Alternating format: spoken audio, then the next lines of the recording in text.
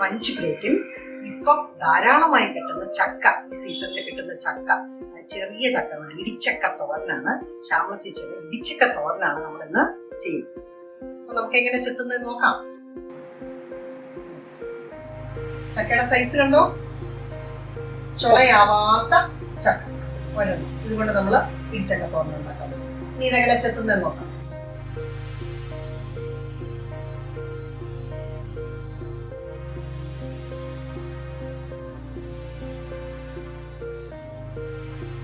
അപ്പം ചക്ക മുഴുവൻ ചെത്തി വെച്ചിട്ടുണ്ട്.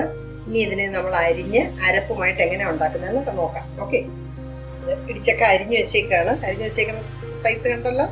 അപ്പം ഇതിനെ നമ്മളിനി കഴുകി വാരി മഞ്ഞൾ പൊടിയും ഉപ്പും 1/4 ഗ്ലാസ് വെള്ളം ഒഴിച്ച് വേവിക്കണം. വെള്ളം കൂടി പോകരുത്, 1/4 ഗ്ലാസ് വെള്ളം മതി.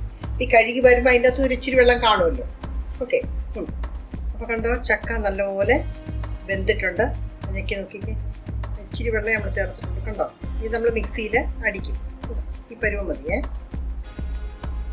ഇനി ഒരു തേങ്ങ, ഫുൾ ഒരു തേങ്ങ, ഒരു 5-6 പിടി കരിയാപ്പല, 2 ടീസ്പൂൺ ജീരകം, ഒരു 6 പച്ചമുളക്, ഒരു 10-40 കൊച്ചു വെളുത്തുള്ളിയാണ്. അതുകൊണ്ട് ഈ വെളുത്തുള്ളിയാണ് ഇതിൻ്റെ ടേസ്റ്റ്.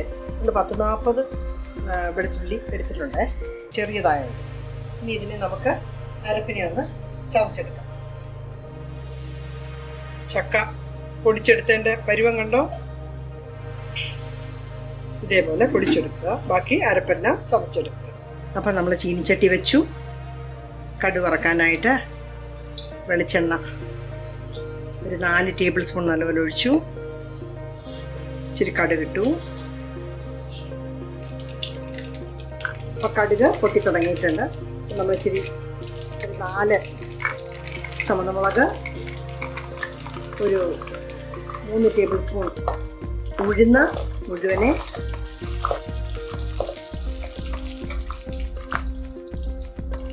കരിയാപ്പല 4 തണ്ട്. ഇനി നമ്മൾ ചക്കയും ചതച്ചു വെച്ച അരിയും കൂടെ ഇളക്കിയെടുത്തേക്കാണ്, യോജിപ്പിച്ച് വെച്ചേക്കാണ്. അതിനെ അങ്ങോട്ട് ഇട്ടിട്ട് ചെറിയ തീയിൽ 15 മിനിറ്റ് ചെറിയ തീയിൽ ഇളക്കി കൊടുക്കണം, അല്ലെങ്കിൽ പച്ചചവ വയ്ക്കും, അരപ്പിൻ്റെ പച്ചച്ചവയെ. അപ്പം അതുകൊണ്ട് ചെറിയ തീയിൽ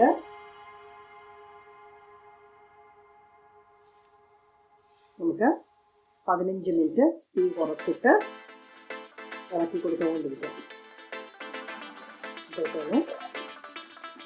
നമ്മുടെ ഇടിച്ചക്ക റെഡിയാണ്.